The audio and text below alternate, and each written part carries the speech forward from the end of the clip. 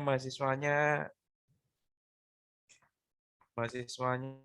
hadir baru 13, nggak apa-apa ya, nanti sambil nunggu. Tidak apa-apa, Oke, Pak. sebelumnya saya ucapkan salam dulu. Assalamualaikum warahmatullahi wabarakatuh. Yang Waalaikumsalam. saya hormati Pak Muthohir, Kaprodi dari Teknik Komputer. Kemudian yang saya hormati rekan-rekan dosen yang hari ini ikut menghadiri pembekalan kerja praktek dan pembekalan tugas akhir untuk mahasiswa dan mahasiswi D3 dari Universitas Sains dan Teknologi Komputer yang saya selalu cintai dan yang selalu banggakan, mahasiswa dan mahasiswi pengampu program studi diploma, baik diploma dari teknik elektro, diploma 3 dari teknik komputer, diploma 3 dari komputer grafis, dan yang lainnya. Ya, saya ucapkan terima kasih sudah dan mengikuti. Semoga acara pada malam hari ini pembekalan untuk tugas akhir dan pembekalan kerja praktek berjalan dengan lancar dan sesuai harapan, dan Anda semuanya bisa memahami materi yang kami berikan. Sebelumnya, sebelum kita mulai, marilah kita sama-sama panjatkan puja dan puja syukur kita kehadirat Tuhan Yang Maha Esa, karena atas limpahan dan rahmat-Nya kita semua pada malam hari ini diberikan kemudahan, diberikan kesempatan bisa mengikuti acara ini meskipun dengan metode daring ya.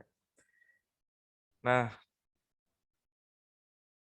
anak-anakku sekalian yang kami cintai, belum mulai acara, saya ingin dulu acara pada malam hari ini yang adalah pembukaan, yang kedua adalah pemaparan materi praktek yang nanti akan saya sampaikan sendiri.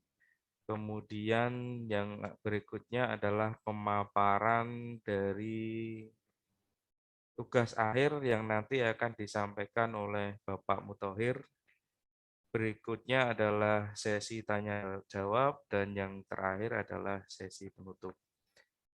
Baiklah, untuk mempersingkat waktu, mari kita bersama-sama untuk mengawali acara pada malam hari ini. Akan saya pimpin dengan cara Muslim ya. Untuk yang lain silakan mengikuti. Untuk yang Muslim, untuk yang non Muslim silakan menyesuaikan maksud saya. Untuk yang Muslim, mari kita memulai acara pada malam hari ini dengan membaca basmalah bersama-sama. Bismillahirrahmanirrahim. Dengan ini acara saya buka. Untuk acara berikutnya yaitu pemaparan materi tentang kerja praktek ya, yaitu akan saya sampaikan sendiri. Namun sebelumnya saya ingin membacakan peraturannya ya untuk mahasiswa dan mahasiswi yang mengikuti sekarang ini. Peraturan yang pertama, wajib menonaktifkan speakernya atau mikrofonnya selama pemateri menyampaikan materinya ya. Pengaktifan mikrofon hanya boleh dilakukan pada saat sesi tanya jawab, dan itu pun harus kalau ingin menanyakan sesuatu hal ya, Anda bisa raise hand terlebih dahulu, kemudian ketika sudah saya persilakan, silahkan aktifkan mikrofonnya ya. Hal ini bertujuan agar acaranya bisa berjalan dengan lancar tanpa gangguan satu apapun ya. Demikian peraturannya agar kita semuanya bisa menaatinya agar acara berjalan dengan lancar ya. Oke, ini saya akan memaparkan materi tentang kerja praktek yang saya ambilkan dari buku panduan secara langsung ya. Nanti jika Anda ingin ditanyakan ya, silahkan nanti ditanyakan pada saat sesi tanya jawab ya. Mohon izin share nggih Pak Thohir. Iya, monggo Pak.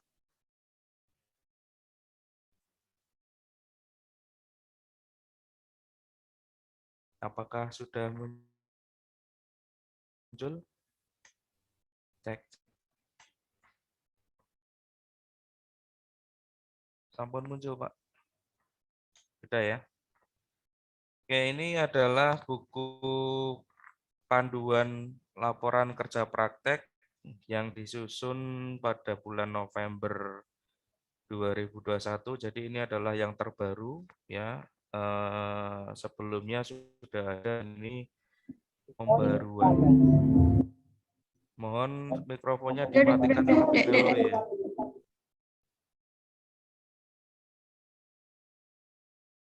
Oke, saya mulai.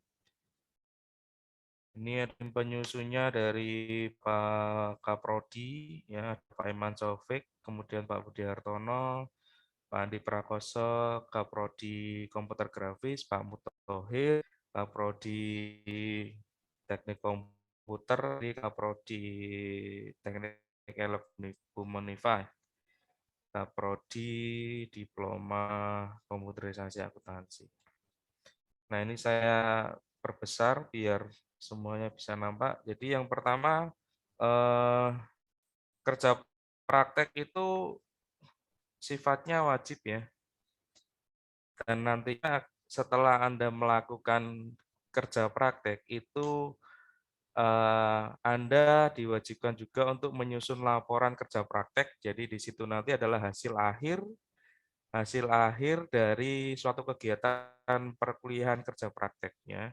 Jadi perlu dipahami bersama bahwa kerja praktek itu dia dianggap sebagai mata kuliah terakhir. Karena di situ nanti ada nilai yang bisa Anda dapatkan yang juga di situ ada nilainya, dia juga apa namanya akan menjadi bagian dari K atau indeks kumulatif ya atau nilai akhir Anda. Jadi di sini dalam artian ketika Anda kerja praktek itu juga harus dilakukan dengan sungguh-sungguh ya. Karena di situ ada nilai yang masuk dalam komponen penilaian. Nah, untuk kerja praktek sendiri dilakukan pada akhir semester, kemudian nanti kerja praktek ini ukuran yang dipakai untuk mengetahui bobot atau nilai dari suatu pembuatan laporan kerja praktek dapat dilihat antara lain dari uraian latar belakang, kemudian tugas-tugas yang dilaksanakan selama melaksanakan kerja praktek, ya, kemudian kesimpulan dan saran. Berikutnya yang perlu kita perhatikan atau Anda perhatikan adalah faktor penting lainnya yang perlu mendapat perhatian adalah yang pertama ada teknik dan sistematika penulisan serta tata bahasa yang baik ya. Nah, itu kuncinya. Gunakan tata bahasa yang baik, gunakan bahasa yang baik ya dan benar. Oleh karena itu, Universitas Sains dan Teknologi Komputer mensyaratkan aturan penulisan laporan kerja praktek sesuai dengan tata bahasa Indonesia yang baik dan benar sebagai kriteria khusus dalam penilaian mata kuliah tersebut. Jadi KP itu tadi kan dianggap sebagai mata kuliah. Nah, karena dianggap sebagai mata kuliah berarti ada tata cara penilaian yang sudah disesuaikan atau disepakati bersama oleh Kaprodi dari diploma ya. Kemudian hasil pemikiran dari pelaksanaan kerja praktek yang dituangkan dalam bentuk laporan diharapkan dapat dimengerti oleh pembaca, minimal memberikan gambaran umum dari proses kerja yang dilaksanakan. Penyusunan laporan lebih menekankan pada bentuk kemampuan keahlian skill praktek ya. Jadi yang dilaporkan itu nanti di dalamnya adalah kinerja pada saat melakukan kerja praktek ya. Jadi di sini adalah keahlian atau praktek terapan seperti pembuatan program aplikasi misalkan, kemudian ada pemrograman dari desain web, desain grafis, pembuatan sistem jaringan, rekayasa sistem dan perancangan program sehingga lebih banyak menjurus ke prakteknya. Artinya yang dilaporkan itu sesuai dengan bidang keahlian yang dipelajari di kampus ya. Misalkan yang prodi teknologi, yang prodi teknik elektronika ya, yang dilaporkan itu adalah hal-hal yang berkaitan dengan studinya ya. Meskipun nanti dalam praknya yang namanya anak magang itu kan kadang-kadang diberikan job yang di luar apa ya, di luar dari kemampuannya atau di luar dari studinya, yang diminta bantuan untuk fotokopi atau pada saat istirahat dititipi sama seniornya untuk beli makan dan lain halnya. Nah, itu bukannya dilaporkan ya. Jadi memang di dalam prakteknya itu anak magang biasanya ya di apa ya, dimintain tolong lah gitu ya. Tapi yang dilaporkan itu nantinya adalah yang berkaitan dengan bidang studi yang diampu ya. Seperti itu. Nah, poin berikutnya adalah manfaat kerja praktek. Jadi bagi mahasiswa itu selama kerja praktek dapat mengimplementasikan ilmu yang diperoleh selama di bangku perkuliahan. Yang berikutnya dapat dijadikan sebagai bahan untuk objek penelitian berkaitan dengan tugas akhir yang dibuat. Jadi pada saat kerja praktek itu Anda silakan sekaligus mengumpulkan data-data, kemudian jika di dalam prakteknya itu menemukan permasalahan yang sepertinya bisa diselesaikan dengan keahlian Anda yang didapat dari perkuliahan, itu bisa diteruskan sekaligus jadi judul tugas akhir ya. Banyak mahasiswa yang seperti itu. Pada saat praktek di lapangan ya, menemui problem-problem tertentu sehingga bisa diangkat menjadi judul TA, nah itu akan menjadi lebih baik lagi ya. Banyak juga mahasiswa yang ketika dia bersungguh-sungguh melakukan kerja praktek, kemudian di situ ada permasalahan, diangkat menjadi TA, kemudian hasilnya memuaskan, pihak perusahaannya, banyak juga mahasiswa yang kemudian direkrut ya, direkrut untuk menjadi karyawan di situ, menjadi pegawai di situ. Nah, itu kan menjadi satu hal yang sangat baik ya. Artinya ketika Anda magang itu, ketika Anda magang terus kemudian Anda lakukan dengan sungguh-sungguh, itu bisa peluang ya melahirkan hal yang lebih baik ya. Contohnya tadi TA-nya diambil dari situ sekalian, kemudian ketika sudah lulus langsung kerja di situ. Nah, itu kan diawali dengan kesungguhan akan membuahkan hasil yang maksimal. Nah, pesan saya juga seperti itu. Nanti ketika Anda semuanya melakukan kerja praktek, tidak hanya sekedar istilahnya yang penting dapat tempat untuk kerja praktek. Ya, seperti itu ya, bukan. Tapi ya sekaligus saja Anda semua lakukan dengan maksimal sehingga nanti siapa tahu rezeki Anda akan lebih baik lagi.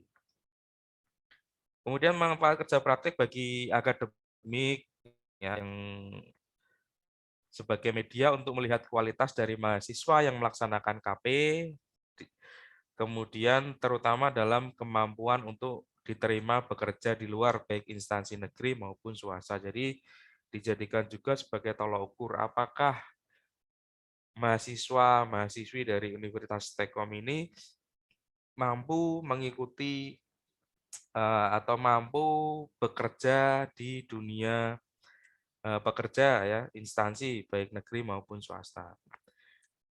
Berikutnya sebagai media untuk menjalin hubungan kerjasama, khususnya dalam masalah tenaga kerja dan sekaligus sebagai tempat untuk menampung lulusan Universitas Tekkom, baik di instansi negeri maupun swasta. Ya. Berikutnya bagi instansi atau perusahaan yang tempat magang Anda, itu bisa dijadikan sebagai media untuk mencari SDM yang sesuai dengan kebutuhan di lingkungan instansi dan perusahaan bersangkutan.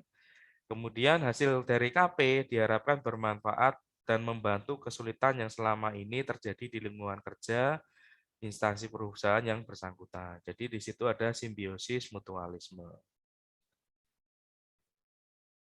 Nah, berikut di sini ada prosedur pesan laporan.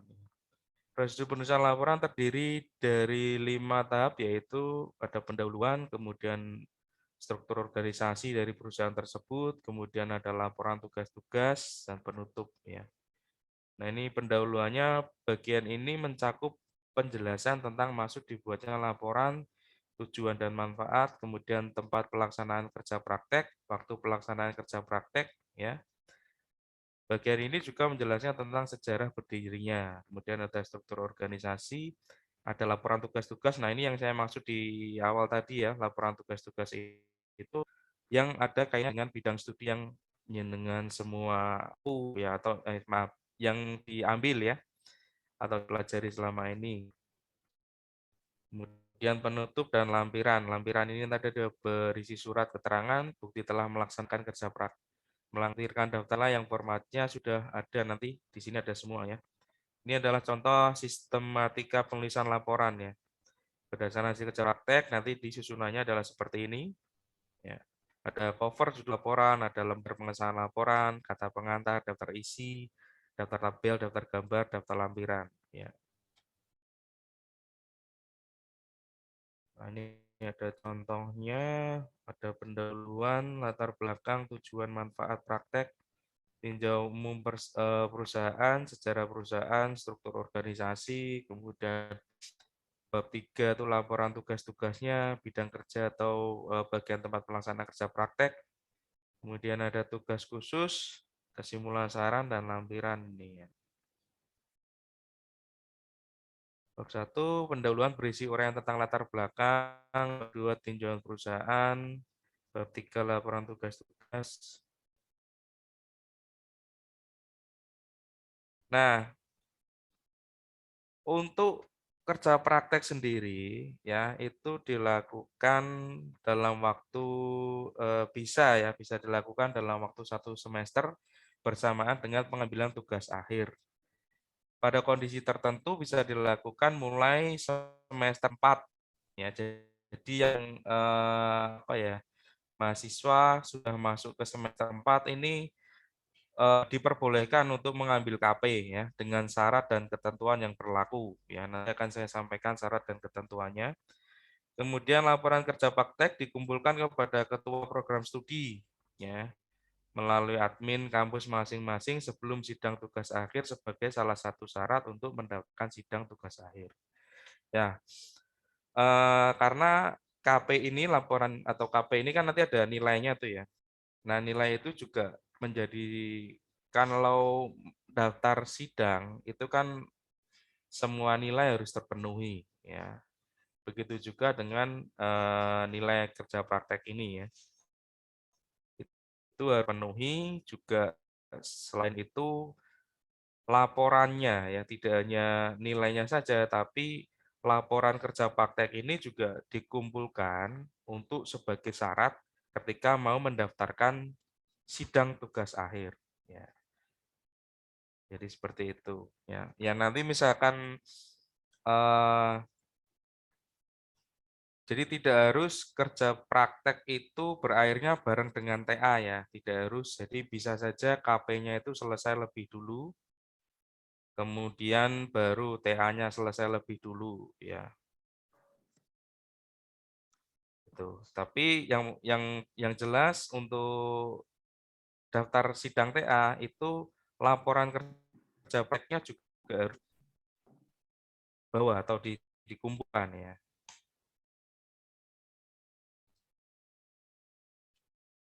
Nah, tadi ada syarat dan ketentuan kalau ya ini ya. Syarat dan ketentuan pada poin 1. Tadi kan poin 1 kan ada yang boleh dari semester 4 akhir ya. Syarat yang pertama ada MOU of understanding antara perusahaan magang dengan pihak Unilekom ya. Kemudian tempat magang itu merupakan tempat kerja mahasiswa.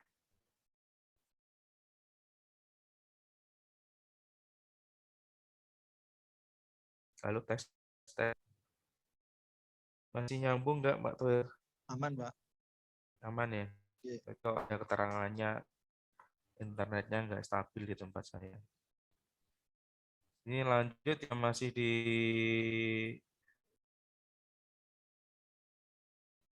jadi yang mau mengajukan KP pada semester 4 syaratnya ini di tempat magang itu merupakan tempat tempat kerja terkait sebagai objek penelitian.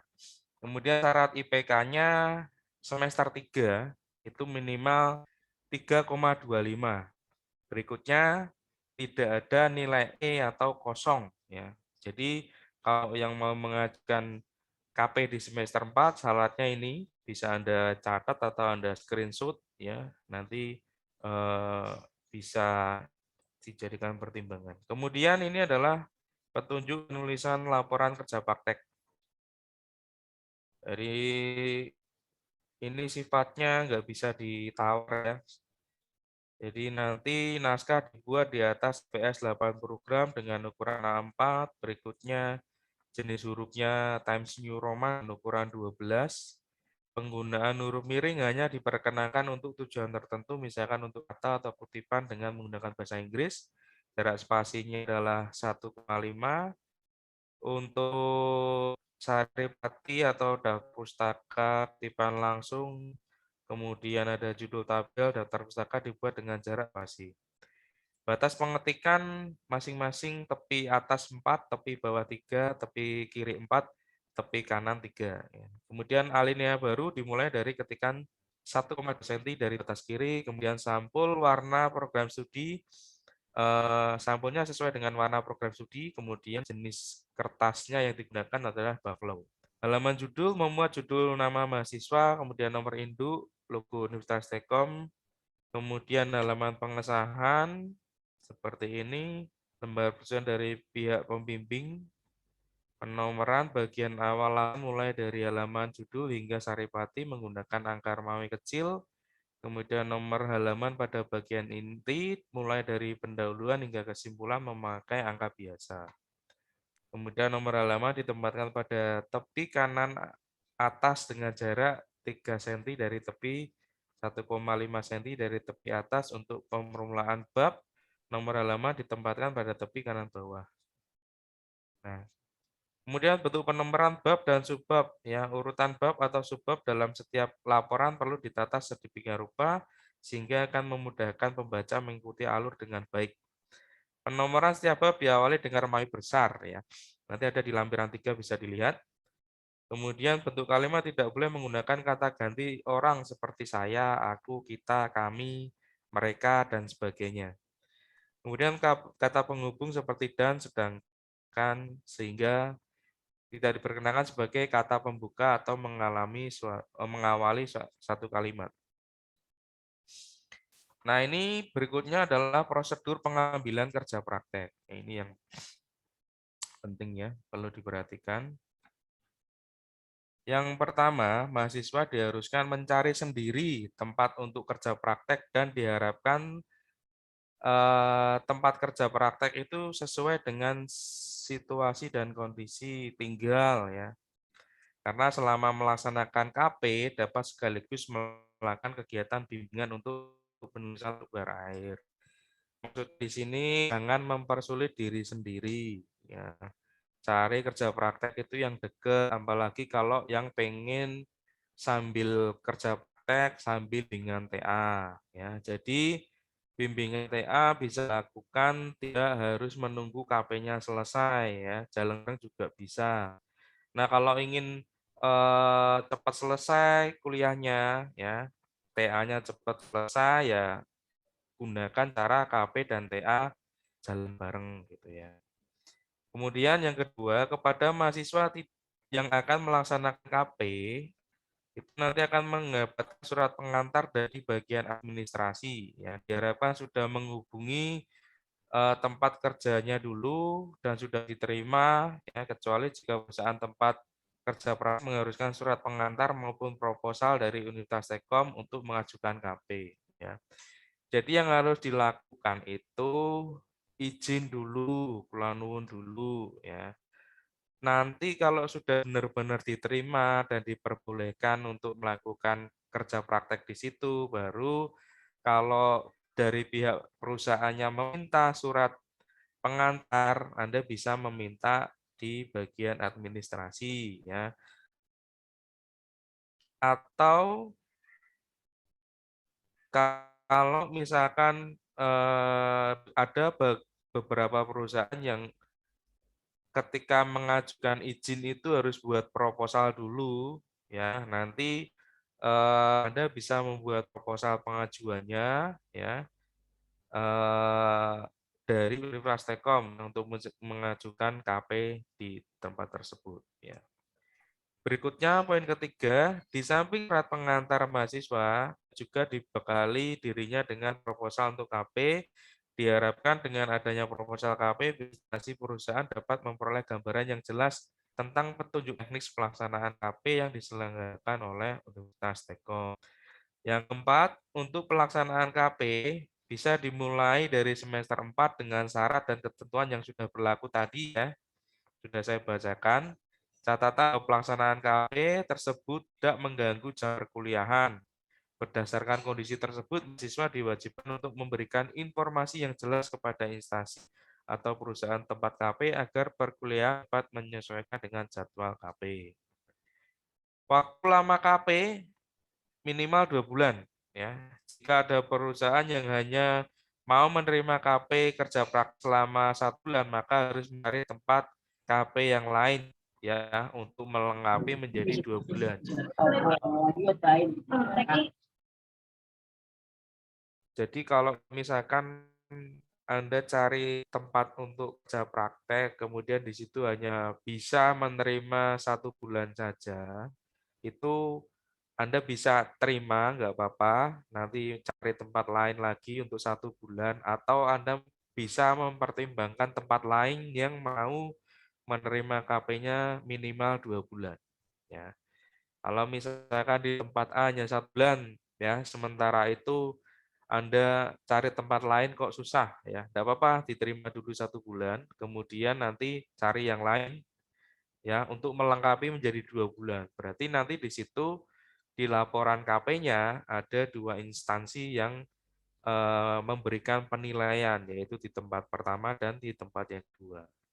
Kalau nggak mau ribet ya, misalkan mau cari yang lain, mau yang bisa 2 bulan ya cari 2 bulan aja sekalian gitu ya. Tapi kalau terpaksa ada 1 bulan dulu, kemudian bisa cari lagi untuk melengkapi gitu ya. Berikutnya, mahasiswa yang telah melaksanakan KP diwajibkan membuat laporan ya. Laporannya tadi sudah saya jelaskan di awal, bentuk-bentuk penulisan dan lain halnya. Kemudian poin 7, mahasiswa diwajibkan membuat laporan kegiatan kerja praktek per minggu yang akan diketahui oleh pembimbing KP, perusahaan, dan koordinasi KP praktek seusai penunjukan dari Kaprodi sesuai penunjukan dari Kaprodi ya. Tapi biasanya kalau dari prodi sendiri misalkan di situ sudah ada apa namanya TA ya atau judul TA-nya sudah jalan atau tugas akhirnya sudah jalan, biasanya sekalian aja pembimbing TA itu juga sebagai koordinator KP praktek dari universitas ya. Nanti juga dengan kaprodinya langsung, tidak apa-apa. Jadi seperti itu tadi untuk laporannya per minggu itu bukan berarti setiap minggu bikin laporan terus dikumpulkan di prodi gitu ya, bukan seperti itu, tapi laporan kerjanya itu per minggu ya. Jadi dalam 1 minggu itu Anda ngapain saja itu dibuat dalam 1 tabel, kemudian nanti diparaf oleh pembimbing kerja praktek yang ada di perusahaan tersebut, kemudian mengetahui juga pembimbing kerja praktek dari Universitas Telkom. Biasanya di situ kalau untuk pembimbing prakteknya dari universitas itu biasanya waktu akhir saja ya, waktu waktu sudah selesai bimbingannya baru dilaporkan untuk pembimbing praktek dari universitas ya, bisa dengan kaprodinya langsung atau biasanya biar tidak ribet ya oleh pembimbing TA-nya. Ya, jadi bisa dipahami ya, untuk mingguan itu artinya laporannya per minggu. Ya, per minggu dibuat dalam satu tabs, dalam seminggu itu ngapain aja, kemudian nanti diparaf oleh pembimbing kerja praktek. Seperti itu. Poin yang ke-8, kepada mahasiswa yang sudah bekerja, untuk melaksanakan KP itu boleh di tempat kerjanya masing-masing, ya.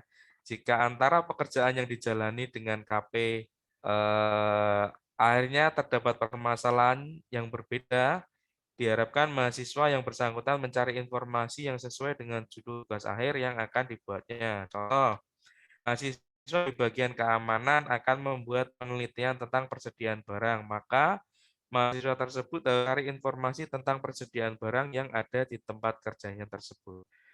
Maksudnya gini, misalkan saat ini mahasiswa tersebut menjadi keamanan, itu maksudnya security itu ya, atau satpam. Tapi perkuliahannya itu di bidang IT ya. Nah, ketika sudah kerja, dia kan nggak bisa tuh ikut AP 2 bulan di tempat yang lain, nanti malah bisa-bisa dari tempat kerjanya malah dia dipecat ya. Nah, bisa saja KP-nya di situ, cuman laporannya itu ya apa namanya, dia membantu sesuai dengan bidangnya, bidang misalkan kuliah di apa namanya, teknik komputer ya. Jadi nanti bisa saja setelah kerjanya selesai atau di sela-sela kerjanya itu membantu bagian teknik komputer, atau di situ nanti bisa saja mencari data-data tertentu untuk penyusunan TA-nya ya. Jadi artinya paling tidak nanti minta izin sekalian dengan manajernya di situ atau dengan pihak terkait, boleh enggak saya praktek di sini sekalian gitu. Yang dikerjakan, yang dilaporkan yang sesuai dengan bidang studi yang diambil di Universitas Stekom gitu. Jadi laporan KP-nya itu juga sesuai meskipun kerjanya di bagian itu ya. Kemudian batas waktu pelaksanaan dari KP itu adalah kerja praktek dilaksanakan selama 3 bulan dengan ketentuan 2 bulan untuk melakukan KP dan 1 bulan untuk menyusun laporan KP. Jadi secara keseluruhan KP itu dilaksanakan selama 3 bulan. Akan tetapi yang dilaporkan itu hanya 2 bulan ya, karena yang waktu 1 bulan itu normatifnya digunakan untuk menyusun laporannya. Berikutnya adalah penilaian. Sistem penilaian yang digunakan itu mengambil 5 kriteria ya, antara lain adalah etika, kemudian kedisiplinan, tanggung jawab, kemampuan kerja, dan antusias dalam bekerja. Jadi nanti Anda yang membuat kriteria penilaian itu yang Anda sodorkan ke perusahaan itu adalah sesuai dengan kriteria yang ada di sini.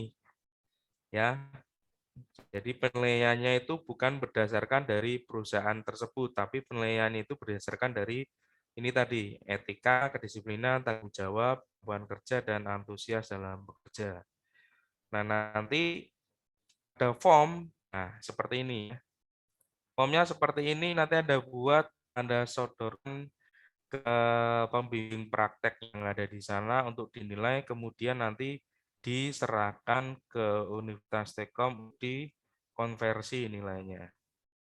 Yang pertama, dari etika berkaitan dengan tingkah laku, cara berpakaian, sopan santun mahasiswa selama melaksanakan KP di instansi atau perusahaan. Nah, harapan kami, Anda itu kan sudah menempuh perkuliahan selama 3 tahun ya, kurang lebih ya. Ketika KP itu Anda membawa nama institusi Anda, membawa Universitas Telkom. Pesan saya ya, bertingkah laku yang baik, kemudian berpakaian sopan santun ya. Selain menjaga nama baik Universitas Telkom, berperilaku dan berpakaian yang baik, sopan santun itu juga akan membawa dampak positif untuk Anda semuanya, ya. Siapa tahu dengan tingkah laku seperti itu, ya banyak eh, teman-teman senior-senior yang ada di situ, atasan yang ada di situ itu eh, menilai positif ya. Kemudian Anda juga bisa berkesempatan membuka konektivitas dalam dunia kerja, ya seperti itu. Berikutnya, yang poin kedua adalah keinginan dengan jadwal masuk dan pulang mahasiswa selama melaksanakan KP sejadwal yang telah ditentukan oleh instansi atau perusahaan tersebut. Ya rajin ya, jangan terlambat karena kalau terlambat itu kan mencerminkan dari kepribadian Anda. Poin yang ketiga yang menjadi penilaian adalah tanggung berkaitan dengan bagaimana mahasiswa itu selama KP, apakah dia bertanggung jawab dengan bentuk sesuai pertanggungjawaban sesuai dengan tugas yang diberikan ya. Jadi apakah tugas-tugas yang diberikan KP itu diselesaikan dengan tanggung jawab yang sepenuhnya ya, itu menjadi poin penilaian ya. Yang keempat adalah kemampuan kerja berkaitan dengan kemampuan mahasiswa terutama dalam menyelesaikan tugas-tugas yang diberikan, apakah mahasiswa tersebut mampu atau tidak ya melaksanakan tugas-tugas yang diberikan. Yang kelima adalah antusias dalam bekerja berkaitan dengan semangat kerja yang dimiliki oleh mahasiswa selama melaksanakan kerja praktek. Jadi apakah mahasiswa itu antusias ketika menerima pekerjaan, senang, apakah malah terpaksa kerja praktek itu hanya digunakan untuk memenuhi syarat saja ya. Seperti itu. Nah, itu menjadi hal-hal yang bisa dinilai. Nanti formatnya seperti ini, tabel yang bisa Anda buat ya. Yang membuat itu dari Anda, kemudian Anda sodorkan, Anda berikan kepada pembimbing KP yang ada di sana. Ya, harapan kami nilai paling tidak ya minimal adalah ya. Dari total nilai tadi kan diambil rata-ratanya itu dari etika kesopanan, kedisiplinan, tanggung jawab, kemampuan kerja, antusias kerja, atau semangat bekerja. Itu nanti akan muncul nilai rata-ratanya ya. Harapan saya ya minimal ambil lah ya. Syukur-syukur bisa dapat A, apalagi Anda buat tugas akhirnya di situ, di tempat KP-nya ada permasalahan, Anda bisa selesaikan, Anda buat judul TA, ya, kemudian Anda sekaligus mungkin bisa diterima di situ, atau kalau yang sudah kerja di situ, di tempat kerja, ya, misalkan dulunya, mohon maaf, OB atau security, ya, tapi ternyata setelah kerja praktek di situ ada permasalahan teknik atau permasalahan jaringan, Anda bisa memberikan solusi, syukur-syukur bisa naik pangkat dan sebagainya, itu menjadi keuntungan buat Anda sendiri ya. Nah, kurang ini adalah lampiran-lampiran, kurang lebih seperti ini. Nanti ini akan saya share ya, bisa Anda jadikan aduan. Seperti ini lampiran contoh halaman tabel jadwal kerjanya selama 1 minggu. Gitu ya.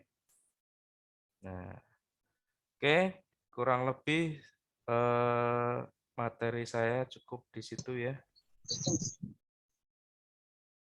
Terima kasih. Nanti untuk pertanyaan bisa ditanyakan pada saat sesi tanya jawab. Untuk materi berikutnya, materi tentang penyusunan tugas akhir, saya berikan waktu kepada Pak Thohir, waktu dan tempat saya persilakan.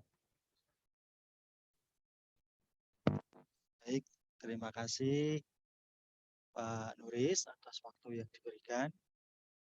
Sebelumnya saya ingin menyapa dulu saat ini sudah hadir di forum kita di Zoom meeting ini Bapak Iman Taufik. Ya, Sugeng rawuh Bapak Iman. Terima kasih Pak Matohim. Selamat malam. Oke, selamat malam. Baik ya, saya mulai pemaparan materi terkait dengan panduan TA, tugas akhir. Mohon izin untuk share screen ya.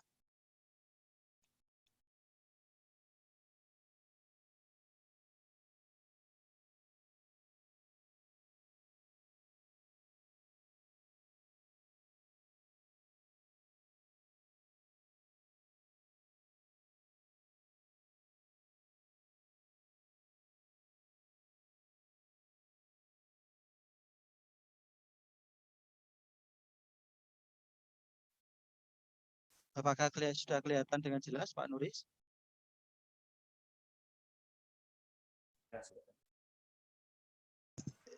Ya Pak Tohir, lanjut. Lanjut, oke.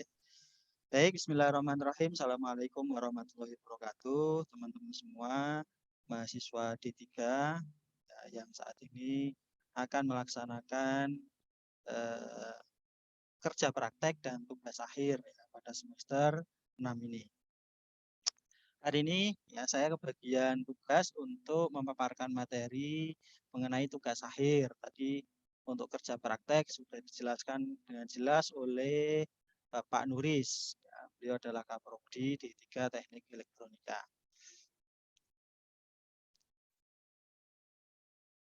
Nah, ini gambaran umumnya ya dari magang ke tugas akhir adalah seperti ini teman-teman semua.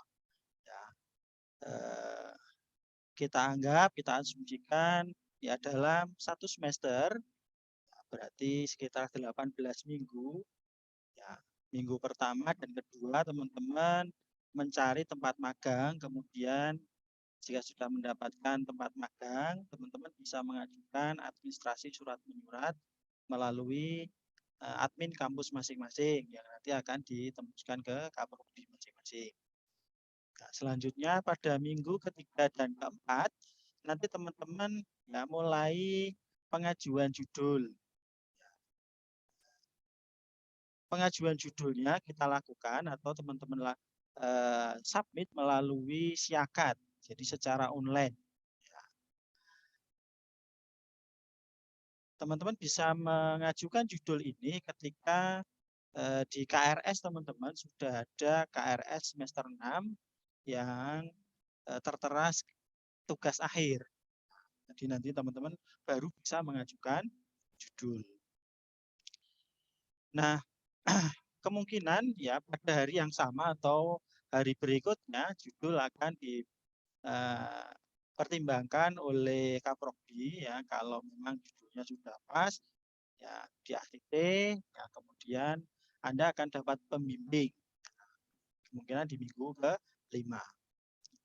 Di pengajuan judul ya ini Anda lakukan ya, ketika Anda masih dalam proses magang atau kerja praktek. Jadi jangan menunggu kerja prakteknya selesai baru Anda mengajukan judul. Nah, itu nanti akan Anda akan kekurangan waktu untuk menyelesaikan tugas akhirnya. Sehingga nanti kalau diasumsikan minggu ke-5 judul Anda di ACC dan dapat pembimbing, minggu ke-6 sampai ke-11 Anda bisa melakukan bimbingan tugas akhir. Nah,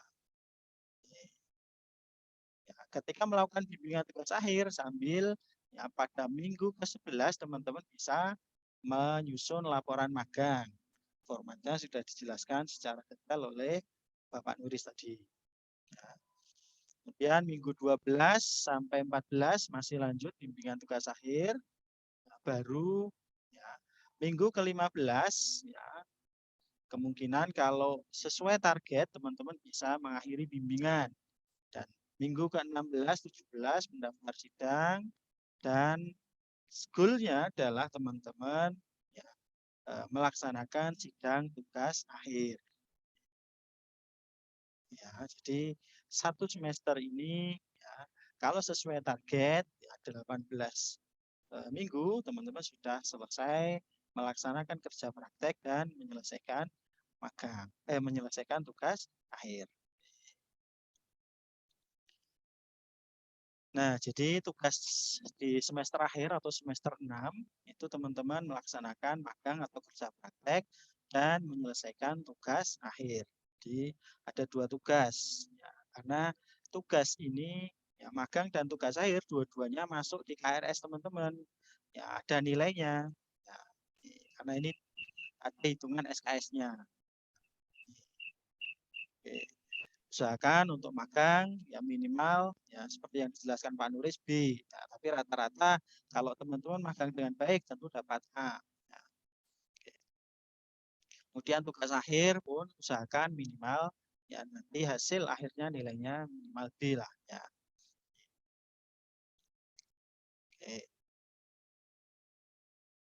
Nah, model tugas akhir ya, untuk tugas akhir itu sebenarnya ada 2 pilihan. Yang pertama yaitu magang dan pembuatan karya ilmiah atau TA.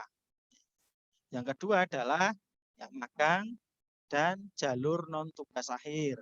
Tapi untuk yang kedua ini diperuntukkan bagi teman-teman yang hampir cover study. Jadi kalau masih fresh, Anda baru menyelesaikan semester 5, ya masuk ke semester 6 ini, ya kemungkinan Anda belum diperbolehkan untuk mengikuti yang kedua, jalur non tugas TA. Anda tetap diminta ya, sesuai dengan jalur ya normalnya yaitu ya, magang dan membuat tugas akhir.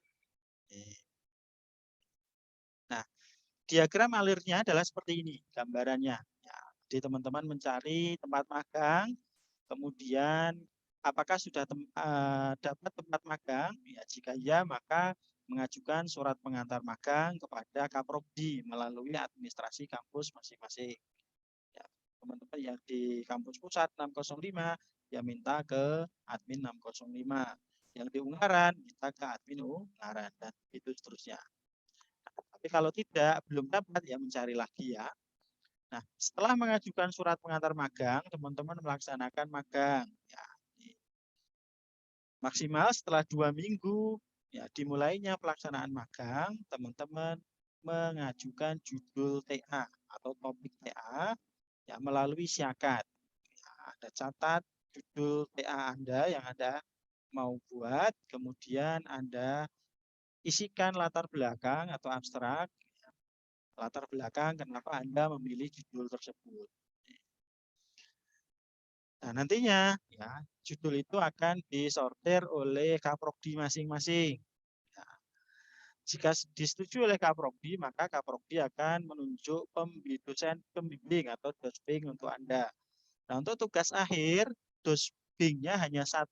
Jadi dosen pembimbingnya hanya 1 dan dosbing tersebut ya membimbing Anda juga sebagai dosen pembimbing di kerja praktek. Jadi ketika teman-teman membuat laporan mingguan tadi yang dijelaskan oleh Pak Nuris, ya, nanti ya, tanda tangannya mintanya ke koordinator lapangan di tempat magang dan dosen pembimbing kampus.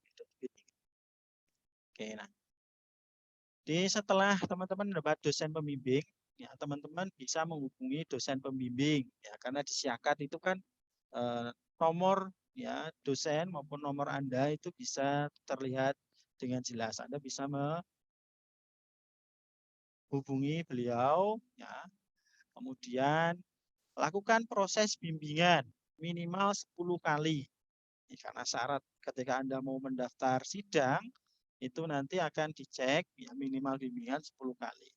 Nah, jika sudah selesai bimbingan, maka Anda meminta form persetujuan bimbingan selesai, ya, minta tanda tangan ke dosen pembimbing atau dosbing. Setelah itu baru mendaftar ujian tugas akhir. Nah, setelah mendaftar tugas akhir, ujian tugas akhir, ya, nanti akan diumumkan jadwal ujian oleh admin masing-masing, ya, admin kampus masing-masing. Nah, siapkan 2 kopi tugas akhir, ya, 2 berkas, ya, untuk penguji 1 dan penguji 2 karena pengujinya ada 2. Minimal 3 hari sebelum pelaksanaan ujian. Nih.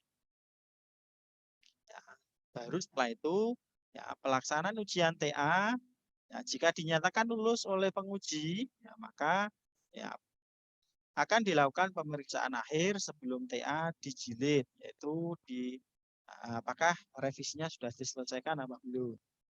Kalau sudah revisi, ya sudah selesai revisi, baru mengumpulkan naskah TA dan CD digital ya, sesuai dengan ketentuan. Nanti ada di buku panduan yang tadi saya share ya linknya melalui chat ya teman-teman bisa mendownloadnya. Itu sudah saya share panduan kerja praktek atau magang dan buku panduan tugas akhir. Nah, setelah itu pengesahan buku TA oleh Kaprodi dan Dekan.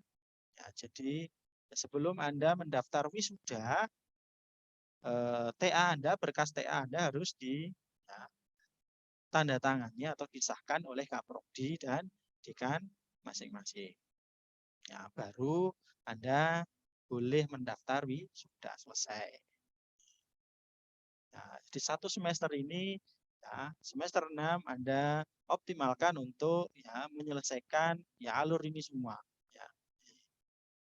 Oke, nah tugas akhir itu apa toh Pak sebenarnya? Teman-teman semua, tugas akhir adalah karya ilmiah yang wajib disusun. Jadi teman-teman ya sebagai mahasiswa D3, diploma 3 itu wajib menyusun secara individual sebagai kulminasi rangkuman pendidikan selama mengikuti jenjang pendidikan. Jadi ilmu dari semester 1 sampai semester 5 itu Anda kumpulkan ya, Anda gunakan sebagai bekal untuk menyelesaikan tugas akhir. Dan harus dipertahankan dalam sidang TA.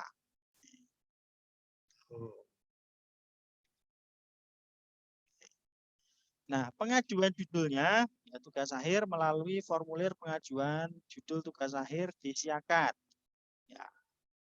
Sekali lagi, ya, Anda dapat mengajukan judul tugas akhir jika KRS semester 6 Anda sudah ada di Siakat. Jika belum, maka menunggu. Ya, kemungkinan minggu ketiga baru ada.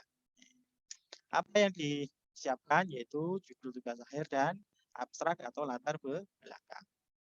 Setelah judul tugas akhir disetujui oleh Kaprodi, Kaprodi akan menunjuk dan menentukan dosping. 1 dosping ya. Nah, kemudian mahasiswa dapat melakukan bimbingan TA ke dosping secara online via Siakat ataupun ya kalau ada kesepakatan dengan dosping ya dosping menghendaki offline ya silakan offline. Nah, tapi saat ini karena masih dalam kondisi pandemi kemungkinan ya bimbingannya dilakukan secara online. Jadi nanti bimbingan Anda akan terekam ya di Siakat. Berikutnya syarat pengambilan TA. Yaitu yang pertama telah menyelesaikan studi sampai semester 5. Ya, kalau belum selesai semester 5, maka belum boleh mengambil TA. Saya yakin yang hadir malam ini sudah pernah atau sudah selesai menyelesaikan ya semester 5. Kemudian tidak ada nilai kosong. Jadi sampai semester 5 tidak ada nilai kosong. Pak, nilai semester 5 belum keluar. Sampai saat ini ya silakan konfirmasi ke dosen pengampu masing-masing. Ya. Nah, saya masih kosong Pak, mohon untuk ya dicek ulang apakah saya belum menyelesaikan tugas atau bagaimana gitu ya. Kalau sudah berarti saya berhak untuk mendapatkan nilai seperti itu. Kemudian tidak ada nilai E. Nilai E itu ya nilai yang wajib dihindari ya, karena kalau Anda mendapatkan 1 nilai E saja, Anda harus mengulang mata kuliah tersebut. Ya, maka dalam syarat pengambilan TA tidak boleh ada nilai E. Jadi kalau ada nilai E, maka Anda harus menyelesaikan dulu. Kemudian jumlah nilai D maksimal 2. Ya, usahakan ya semoga tidak ada yang saat ini memiliki nilai D apalagi E ya. Khusus untuk nilai pendidikan agama, mata kuliah pendidikan agama dan pendidikan kewarganegaraan atau Pancasila minimal harus C. Kalau teman-teman ada yang mendapatkan D di pendidikan agama dan Pancasila, mohon maaf, silakan ya harus diperbaiki dulu. Minimal C baru bisa mengikuti TA. Kemudian indeks prestasi kumulatif Anda IPK ya sampai semester 5 minimal 2,75.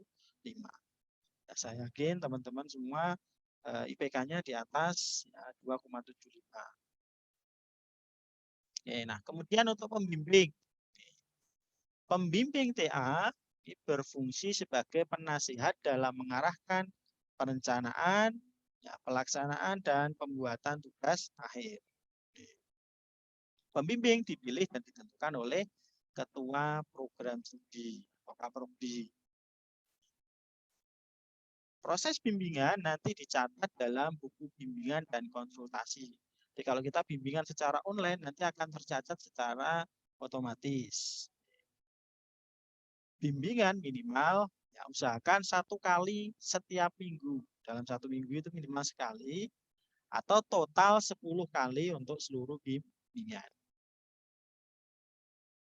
Proses bimbingan dihitung mulai dari tanggal pertama mahasiswa mendapatkan surat keputusan bimbingan dari Kaprodi sampai dengan tanggal pembimbing menandatangani surat keterangan selesai bimbingan. Jadi ketika teman-teman mendaftar wisuda akan diminta untuk mengisi kapan awal bimbingan dan akhir bimbingan. Itu awal bimbingannya adalah ketika teman-teman mendapatkan surat keputusan bimbingan atau SK bimbingan. Kemudian selesainya adalah ketika teman-teman mendapat surat keterangan selesai bimbingan dari pembimbing. Berikutnya untuk judul tugas akhir atau topik tugas akhir. Mahasiswa dapat menentukan sendiri topik tugas akhir sesuai dengan minat mahasiswa. Atau mungkin teman-teman dekat dengan dosen, ya. Kemudian dosen memberikan usulan ke teman-teman, ya, buat judul ini ya, sebagai TA kamu. Maka kalau kamu mampu, teman-teman mampu, ya silahkan boleh diambil. Untuk lebih jelasnya detail terkait dengan skop dari lingkup dari judul tugas akhir masing-masing prodi nanti bisa dilihat di panduan. Ya. Kemudian topik tugas akhir harus mengacu pada garis besar mata kuliah yang ada di program studi masing-masing. Untuk tugas akhir berupa pembuatan program, ya, mahasiswa memilih sendiri perangkat lunak atau software atau bahasa pemrograman yang akan digunakan untuk penyusunan tugas akhir. Ya, misal teman-teman menguasai pemrograman visual, mau menggunakan visual ya. Teman-teman menguasai pemrograman web, mau pakai ya bahasa pemrograman PHP ya silakan. Atau yang lain ya bebas. Kemudian dalam menyusun tugas akhir, nanti teman-teman tidak diperbolehkan dibuatkan orang lain atau hanya menjiplak. Ya, plagiat hasil karya orang lain. Ya, karena nanti di di halaman tugas akhir Anda itu ada surat keterangan hasil karya. Selanjutnya untuk batas studi. Batas studi untuk menyelesaikan tugas akhir adalah 4 semester. 4 semester berarti 2 tahun ya. Atau masa studi paling lama adalah 10 semester. Ya, 5 tahun. Di saat ini kan Anda sudah kuliah selama 2 tahun setengah ya, sampai semester 5. Nah, batas akhir menyelesaikan TA itu sampai 10 semester, semester 10 atau 5 tahun.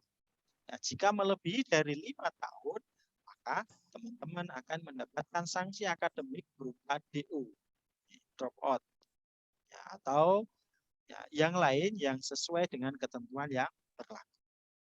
Di batas studi D3 itu maksimal 5 tahun. Setelah 5 tahun kok belum selesai, ya nanti Anda akan mendapatkan, selain overstudy akan mendapatkan sanksi akademik dari kampus. Nah, maka usahakan satu semester ini, ya, di semester 6 Anda sudah ya memenuhi target ya lulus ya, dalam satu semester. Oke. Nah, kalau seandainya terlambat bagaimana, Pak? Bila dalam satu semester mahasiswa tidak berhasil menyelesaikan tugas akhirnya, semester 6 misal belum selesai, ya dilanjutkan semester ke-7. Nah, semester 7 belum selesai, semester 8. Begitu seterusnya sampai batas masa studinya ya belum terlampaui. Ya, maka penyelesaian tugas akhir dapat terus dilakukan ya setelah teman-teman melakukan registrasi ulang sesuai dengan ketentuan biaya yang berlaku di Universitas Stikom. Jadi ada biaya keterlambatan. Usahakan semester 6 ini teman-teman sudah ya clear menyelesaikan ya tugas akhir. Oke. Kemudian untuk petunjuk penulisan, ya saya kira garis besarnya sama seperti magang tadi ya, kerja praktek. Jadi tidak perlu saya jelaskan secara detail. Nanti bisa Anda baca secara rinci di buku panduan. Ya, pada intinya sama seperti magang yang tadi ya. Kertas yang dipakai adalah HVS ukuran 80, ukuran A4 atau kuarto 80 gram. Jenis hurufnya Times New Roman, fontnya 12. Begitu seterusnya. Saya lewati ya. Nah, lanjut ke ujian TA. Nah, kalau sudah selesai menyelesaikan bimbingan, ya, mahasiswa yang telah menyelesaikan tugas akhir dan mendapat persetujuan tertulis dari Dosbing, ya, dapat mengajukan surat permohonan ujian tugas akhir dilengkapi syarat-syarat yang telah ditentukan. Nanti di buku panduan ada. Ya. Setelah mendaftar, jadwal dan susunan tim penguji ditentukan oleh ketua program studi. Mahasiswa menyerahkan 2 ya, kopi konsep naskah atau berkas yang belum dijilid untuk dosen penguji selambat-lambatnya 3 hari sebelum pelaksanaan ujian. Kemudian, mahasiswa dapat menunjukkan laporan kegiatan bimbingan dan konsultasi TA pada saat ujian tugas akhir. Kemungkinan ada dosen penguji yang tanya ke teman-teman, ya, kamu sudah bimbingan berapa kali? Buktinya mana? Itu teman-teman usahakan memiliki rekap buktinya. Nanti Anda download dari Siakat kalau bimbingannya secara online. Penguji dan durasi ujian. Nah, jumlah dosen pengujinya adalah 2 orang. Dipimpin oleh ketua tim penguji. Ketua dan anggota ada 2 orang. Apabila dosen penguji berhalangan hadir, maka nanti akan mendapat ganti dosen penguji lain yang ditunjuk oleh Kaprodi Anda. Ujian berlangsung kurang lebih 75 menit. 1 jam lebih sedikit ya. 15 menit untuk presentasi, kemudian 15 menit untuk demo model, alat atau program. Ya, baru dilanjutkan dengan sesi tanya jawab 45 menit. Sesi tanya jawab ini teman-teman harus bisa mempertahankan ya hasil tugas akhir teman-teman. Oke. Berikutnya untuk bentuk CD digital. Jadi setelah teman-teman dinyatakan lulus, wah enak ya kalau mendengar kata-kata lulus ya, adem. Nah, dan telah melakukan revisi dengan bukti ACC dari dosen penguji, maka mahasiswa wajib ya, yang pertama naskah TA yang telah ditandatangani oleh pembimbing, penguji, kaprodi, dan dekan fakultas, kemudian dijilid dikumpulkan sebanyak 3 rangkap. Ya, dikumpulkan sebanyak 3 rangkap. Ya, kemudian yang kedua, menyerahkan soft copy ya, naskah TA dalam bentuk CD digital, berisi naskah TA dan desain model atau program disesuaikan hasil revisi setelah revisi. Ya, untuk soft copy lihat buku panduan juga ya. Struktur ya foldernya Anda lihat di buku panduan juga. Dan menyerahkan satu buah buku untuk referensi perpustakaan. Judulnya bebas dengan jumlah minimal 100 halaman. Dan kertasnya putih HVS. Ya, usahakan sesuai dengan prodinya masing-masing. Contoh kalau prodinya grafis, ya cari buku yang ya berjudul atau hubungannya dengan ilmu grafis. Minimal 150 halaman. Ya, untuk cover CD digital, ya bentuknya nanti ya formatnya lihat buku panduan. Warna cover TA ini tadi disinggung juga oleh Pak Nuris. Ya. Warna cover TA untuk D3 Teknik Komputer merah, kemudian elektro hijau, ya, D3 komputerisasi akuntansi biru muda, kemudian D3 komputer grafis coklat. Jadi usahakan jangan keliru. Ya, ini sudah warna pakem kita yang masing-masing prodi.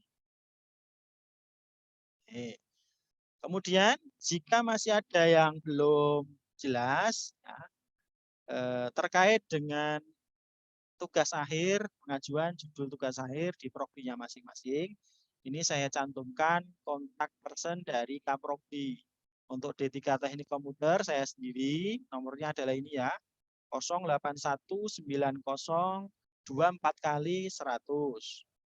Kemudian untuk Prodi D3 Teknik Elektronika ke Bapak Nuris Dwi Setiawan. Ya, nomor kontaknya adalah 085641386859. Untuk yang D3 Komputer Grafis ya, ke Pak Andi Prakasa Hadi. Nah, nomor kontaknya adalah 081225099301. Sedangkan untuk yang D3 komputerisasi akuntansi bisa menghubungi Ibu Munifah ya, dengan nomor kontaknya 085641305576.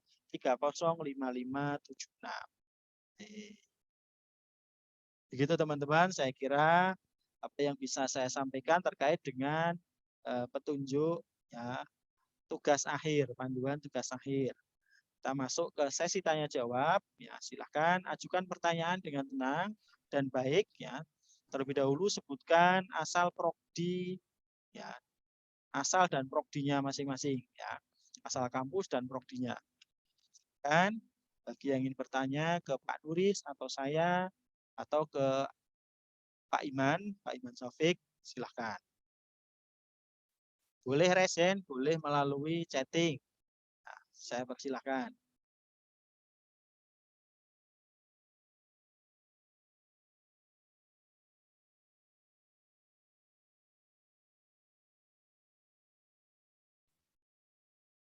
Halo Pak Thohir.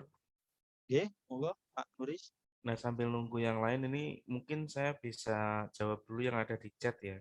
Oke, monggo Pak. Ini kan sepertinya ditujukan ke saya karena pertanyaan bermunculan ketika materi saya akhiri tadi. Ya. Mohon izin Pak Thohir, Pak Iman untuk menjawab pertanyaan-pertanyaan dari mahasiswa. Untuk yang pertama ini mungkin dari Mas Maulana Ali Akbar. Jadi pertanyaannya adalah, permisi Pak, mau tanya kalau pembimbing KP teknik komputer teknik komputer nanti silakan menghubungi Pak Thohir ya. Ini tadi Pak Thohir ada nomor teleponnya di Siakat juga ada, Anda bisa cari. Kemudian ada lagi, nah ini dari Mas Eka Wibisono.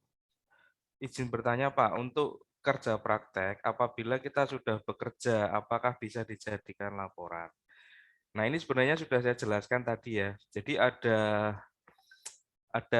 kan memang mahasiswa Stekom itu ada sebagian yang sudah bekerja. Nah ini kita bisa menjembatani KP itu seperti contoh yang sudah saya jelaskan tadi di awal.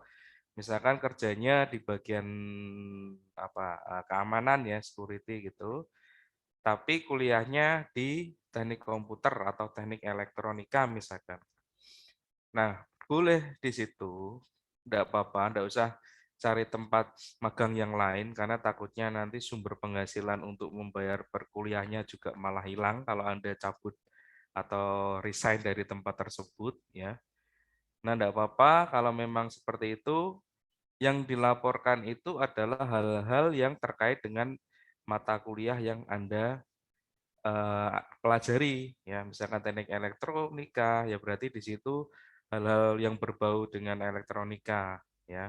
Misalkan jam kerja Anda 8 jam ya, masuk jam 8 pulang jam 4 ya. Paling enggak Anda menyisihkan waktu 2 jam atau 3 jam untuk meminta ya, meminta kegiatan ya yang berhubungan dengan mata kuliah yang Anda pelajari di Universitas Telkom. Nah, itu salah satu apa ya, jalan ya untuk menjembatani bagi mahasiswa yang sudah bekerja tapi juga butuh KP. Nah, itu ya pertanyaan dari siapa tadi? Eko Wibisono. Kemudian ada Mbak Nur Aulida. Apakah bimbingan kerja dan praktek tugas akhir itu sama? Beda ya. Jadi KP itu dasarnya adalah tujuannya adalah agar mahasiswa itu merasakan atau ilmu yang dipelajari di bangku perkuliahan selama ini dipraktekkan di tempat kerja, di dunia kerja. Sedangkan tugas akhir itu adalah intisarinya itu Anda membuat sebuah laporan tentang apa ya, skill yang Anda punyai itu ternyata sudah bisa diterapkan di dunia kerja. Jadi di situ maka basisnya itu adalah menyelesaikan sebuah masalah. Ya, jadi beda ya kalau KP itu menerapkan ilmu yang Anda sudah pelajari di bangku perkuliahan untuk dunia kerja. Sedangkan TA itu adalah basisnya menyelesaikan permasalahan yang ada di dalam dunia kerja. Jadi misalkan di situ ada kendala, Anda bisa pecahkan dengan keahlian Anda, ya. Misalkan pemrograman, ada yang ahli bikin website, kalau desain grafis yang mungkin ahli dalam membuat animasi atau sebagainya, ya. Jadi basisnya itu adalah dari sebuah permasalahan yang Anda selesaikan dengan skill akademis yang Anda miliki. Nah, kemudian TA itu tugas akhir itu juga nantinya berbentuk penelitian ya. Dari di situ karena sudah masuk ranah penelitian, jadi laporannya itu juga menggunakan kaidah-kaidah yang ada dalam pelaporan penelitian ya. Di situ ada latar belakang dan penyusunannya itu sesuai dengan kaidah penelitian. Jadi itu ya bedanya ya. Apa aja nanti apalagi nih. Nah, ini dari Mbak Lia Puspitasari. Assalamualaikum Pak. Waalaikumsalam. Perkenalkan nama saya kan sudah pernah magang di semester 4. Apakah itu masih dipakai berlaporan apa harus magang ulang, Pak? Nah, kalau tadi kan saya sudah sampaikan ya, yang magang di semester 4 itu ada persyaratan tertentu yang harus terpenuhi.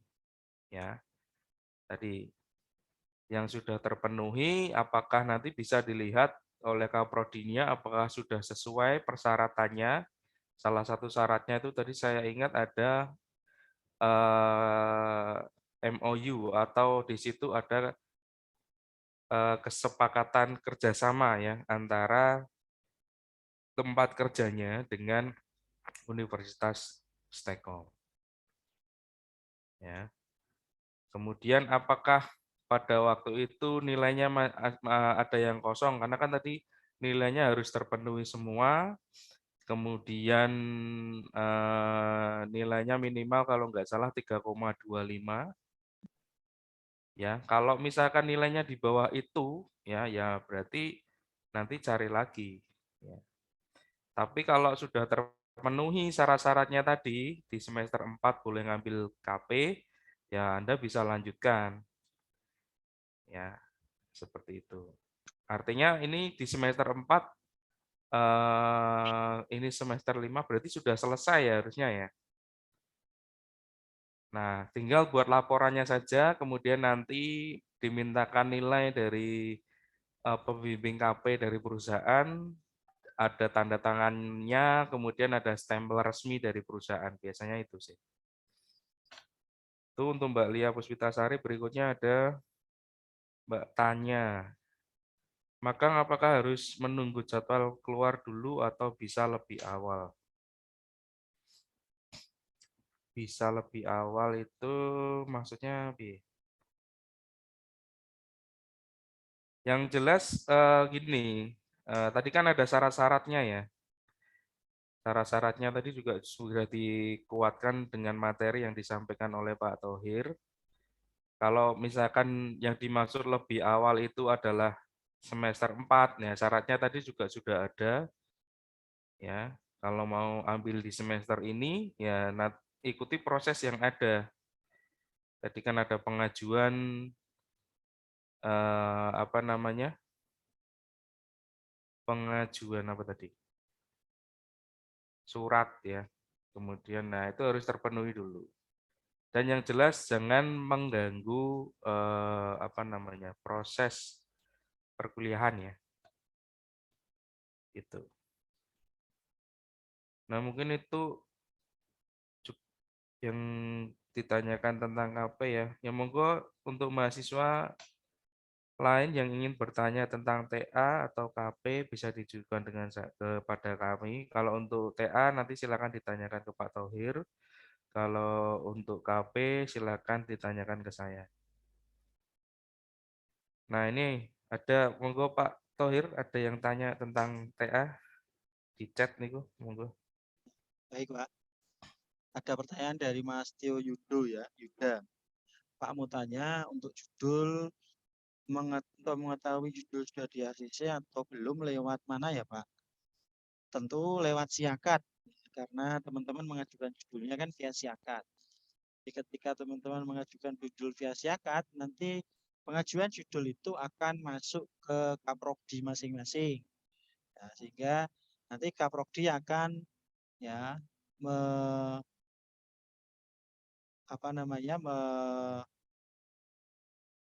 melihat judulnya apakah sudah sesuai dengan prodi Anda. Kalau sudah sesuai dan di ACC nanti teman-teman akan dapat pembimbing, ya, akan ada notifikasi di Siakat teman-teman. Ya, di bagian atas itu ada notif, ya, Anda buka saja, oh ternyata sudah boleh bimbingan. Tuh. Kemudian ini ada pertanyaan dari Mas Suryo Agung. Izin bertanya Pak, saya dulu pernah cuti di semester 3 dan mengulang di semester 7. Mulai magang semester 8. Nah, setelah pengulangan, apakah boleh pengajuan magang serta judul TA? Ya, silakan Mas. Ya, selama KRS Anda sudah dimunculkan di Siakat Anda, ya, maka Anda boleh mengajukan judul. Tuh. Kemudian ini ada pertanyaan Pak yang tadi kelewat, ya, dari Norma Aulida ya. Izin bertanya, pembimbing kerja praktek dan tugas akhir apakah sama? Ya, jawabannya sama, Mbak. Ya, pembimbing kerja praktek ya yang berasal dari ya instansi kampus, ya itu sama seperti dosbing di tugas akhir. Kalau pembimbing praktek itu kan ada dua, pembimbing dari kampus dan pembimbing dari lapangan.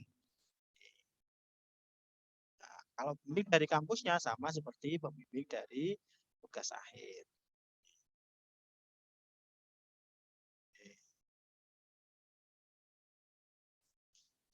Nah, ini ada pertanyaan lagi dari Mbak Nur Aulida. Ya, izin bertanya, Pak, saya untuk tugas akhir, misal tempat magang dan penelitian tidak sama, apakah boleh, Pak? Oke. Mungkin pertanyaan ini ya akan lebih jelas kalau seandainya Ya, dijawab oleh Abaiman.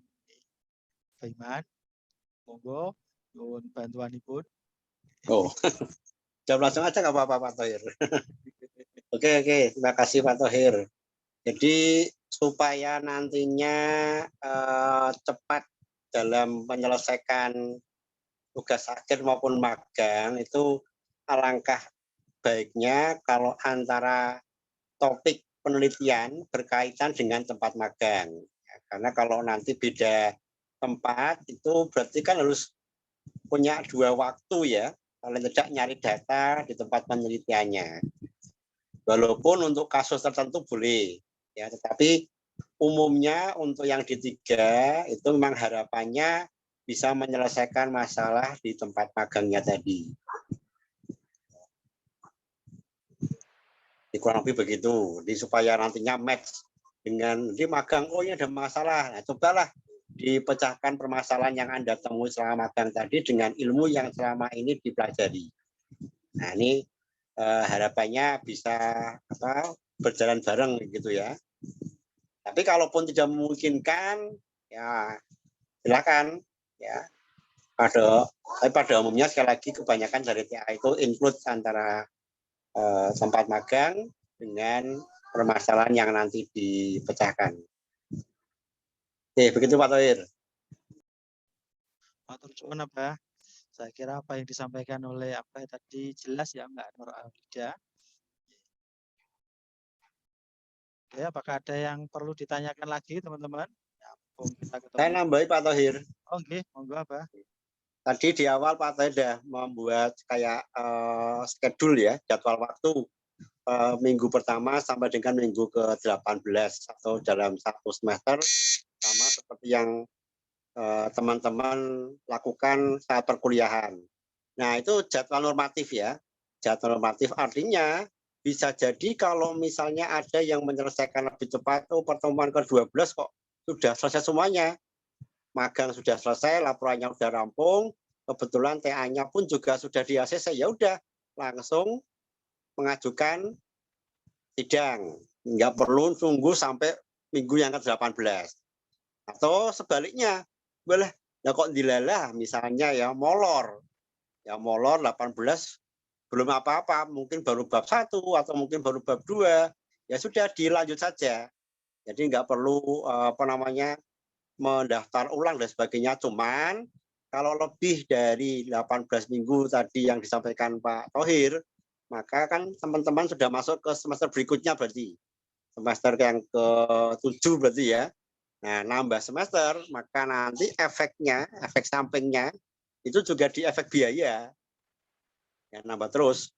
Jadi selama belum dinyatakan lulus pada saat sidang TA, maka selama itu pula teman-teman masih dianggap sebagai mahasiswa aktif, dan selama itu juga kewajiban juga ikut melekat. Nah, maka biar nantinya aman, tidak nambah, termasuk nambah biaya, nambah waktu, dan sebagainya, usahakan minimal ya semales-malesnya itu 1 kali 1 minggu bisa bimbingan. Ini harapannya bisa lebih cepat. Nah, syukur-syukur seminggu di 2 kali bimbingan tidak masalah. Tidak ada batasan bimbingan harus seminggu sekali, tidak ya. Jadi mau sehari 3 kali ya monggo ya. Itu nanti dikomunikasikan dengan dosen pembimbing yang bersangkutan ya, apakah bisa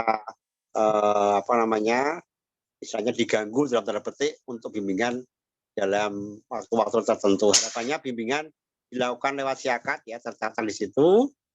Semoga nanti pandemi bisa cepat berakhir, juga bisa dimungkinkan oleh offline. Ya, kalau offline ya diharapkan dilakukan di kampus ya, bukan di tempat-tempat yang mungkin nanti malah terjadi hal-hal yang tidak diinginkan.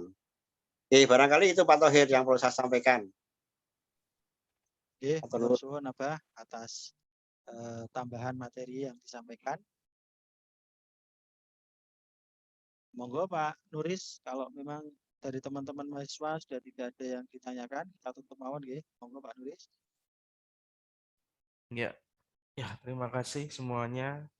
Terima kasih kepada Pak Thohir yang sudah menyampaikan materinya tentang terkait dengan tugas akhir. Terima kasih kepada Abah Iman yang sudah menambahkan materi atau ikut menambahkan jawaban kepada pertanyaan-pertanyaan dari teman-teman mahasiswa diploma. Nah, untuk itu ya, karena sudah tidak ada pertanyaan lagi dan mungkin sudah paham ya, harapannya ya sudah dapat menerima materi dengan baik.